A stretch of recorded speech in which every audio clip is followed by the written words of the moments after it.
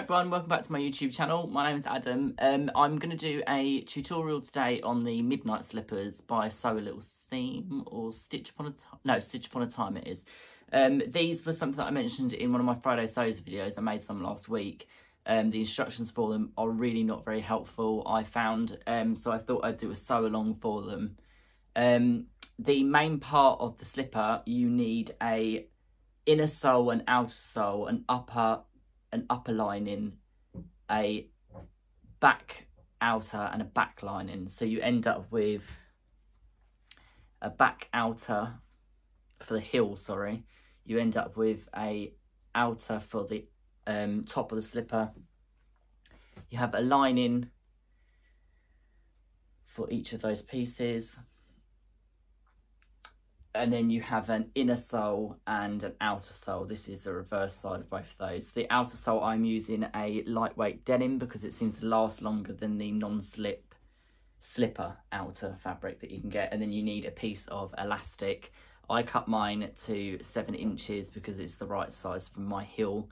If you want a looser fit, then I would just extend that elastic a little bit to probably about 7.5 or 8 inches. I'm using a half inch elastic. This one for some reason has got a picot edge. I got it really cheap somewhere, so I'm just going to use this. I won't be a sec. Right, so the first thing you want to do is to take your sole, not your sole, your heel pieces, and you want to put them right sides together. The curved top is the top, the flat edge is the base. So what you want to do is sew a seam. I normally do about 1/4 inch to a 1/2 inch from the top. This I just do a straight stitch.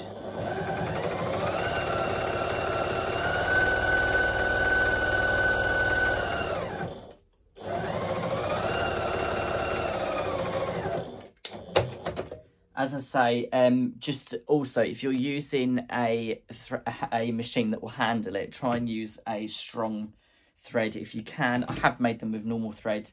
The strong thread just gives you that extra bit of stability because they are under quite a lot of strain being on your feet. What you want to then do is fold that piece back wrong sides together. Just roll your seam out and then stitch about just over 1/2 inch from the seam that you've just created. That then creates the channel to put the elastic in.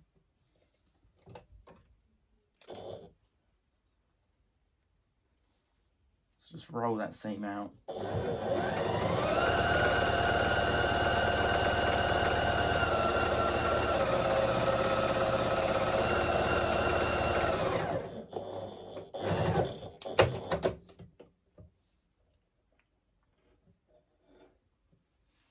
So you create your seam there to put your elastic through.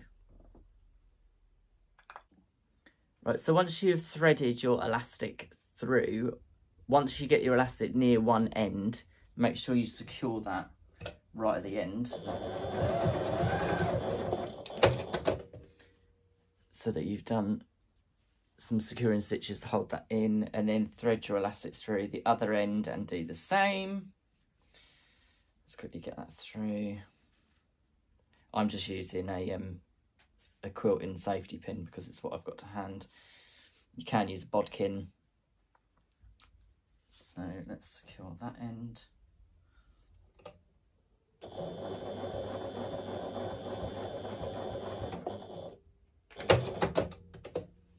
Take the safety pin out. I like to leave it in because it gives me something to hold on to the elastic and stretch it out with as I'm stitching. So that is your heel piece now. So what you then want to do is take one of your linings for your upper and one of your outers for your upper, and you want to put your heel piece in on that curved top edge. So you want to line up one edge of your heel, and then your other edge will come up and line up with the other end. So you'll end up with your heel attached like so. You can, if you want to, just quickly sort of tack that in place, or you can stitch that first before sandwiching it.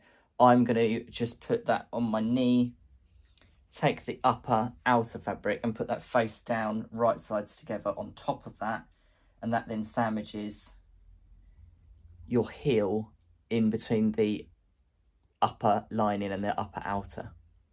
So I'm just going to stitch that, and then I'll come back and show you what to do next. Right, so I have stitched across that top side there, and I've sandwiched in the heel to the upper part of the slipper.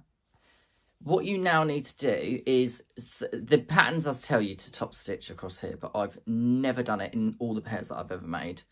But you can, if you want to, top stitch on that across here, like it tells you to in the pattern. I don't bother. So what you want to then do is basically, is with your upper flattened out, what you want to do is take your inner and put that on the bottom,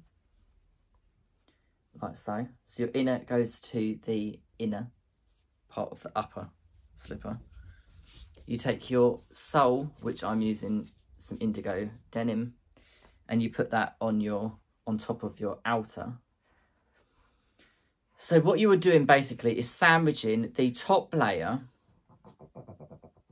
of the sole of the slipper with the sole of the slipper. So you need to have your lining for the sole.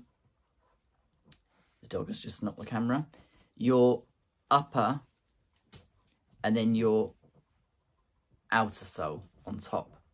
So if you look at that, you've got your sole, your upper, and your sole. So what I am going to do is I'm going to clip this the whole way around. What I tend to do is put a clip in the top, if I can find my clips.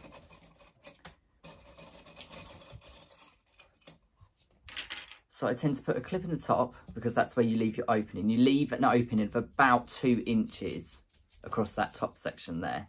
I then tend to find what I see as the bottom of all 3 pieces, and I tend to then clip in the centre there. And then what I do is I work my way from the top here, and I gradually line all 4 layers up and clip it as I go around. And what you'll find is as you get towards the heel, you do end up sometimes with extra fabric. So just make sure that you're getting all of those seams, all of those layers, so that you catch all of them in one go, because I've missed one before and it is a nightmare when you've turned them through and you've missed a layer. It is so frustrating. So you want to ease all of that fabric in between those 2 sole pieces. Make sure you anchor where your upper heel piece and your upper meet. So here is what I mean. You end up with a bit more fabric around the heel. So what I do is I ease it in, and then I normally, when I get to the heel corner, I'll show you. So I ease that in, and then when you get to so there's the heel.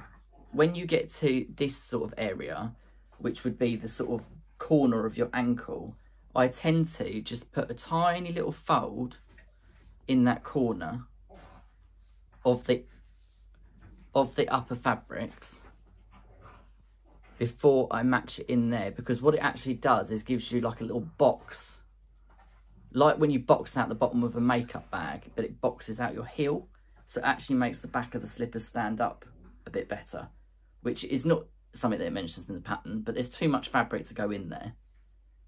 And rather than easing it in bit by bit, I tend to find that if you just put that little pleat in each side of the heel back, it creates a better shaped slipper. Right, so I have clipped the whole way around, so my inner is now sandwiched, sorry, my upper part of the slipper, the top of my slipper, is now sandwiched between the 2 sole pieces. So as I say, I create the 2 little pleats in each corner to box out that corner. And this then allows all of the fabric to go in nice and smoothly.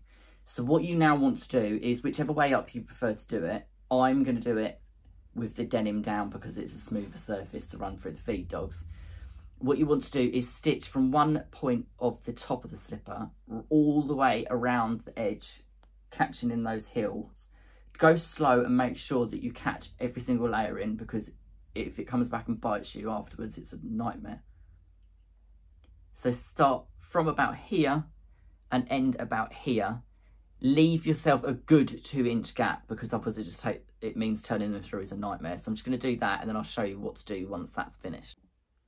Right, so I have sewn all the way around, leaving a good size opening at the top.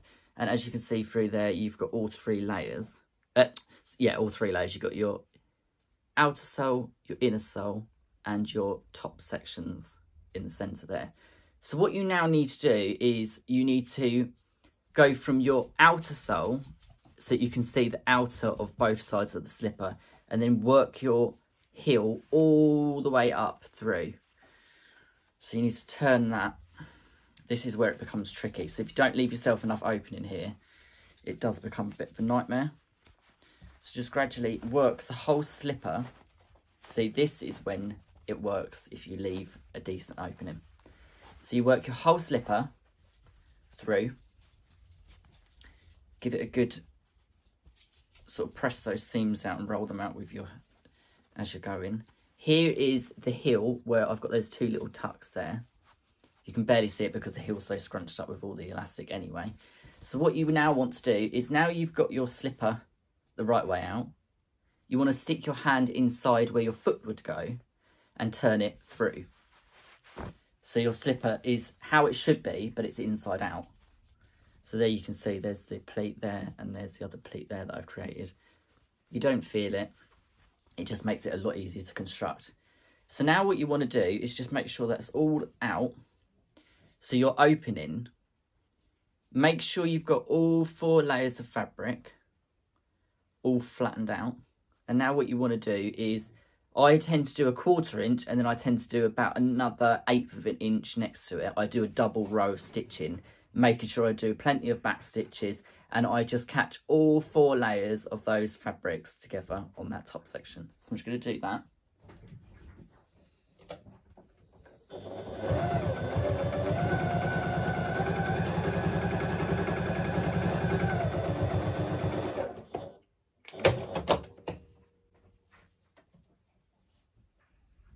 Apologies if you can hear the dogs in the background. So there are my 2 rows of stitching there. So what I'm now going to do is just take my normal scissors, and I'm just going to trim that down to, so all the layers are level, because one of the bottom one was a little bit longer. And then when you then, so that is your set. Funnily enough, you don't actually feel it. It looks like you would feel it at the end of your toes, but you don't. So you turn that through, give it a good squish out of the end with your fingers, and that is your completed slipper. So then you just repeat the same process on the second one. And I hope that makes it a little bit easier to understand how to make these slippers. As I say, this works for the midnight slippers, and it also works for the indoor shoes, I think they call it, from Twig and Tale. So I'm going to go and finish the second one, and I'll put a picture of them up finished with a pair of feet in them on my Instagram. Thanks for watching, guys. I hope that helps, and I hope that makes it a lot easier to understand how to make these lovely little indoor slippers.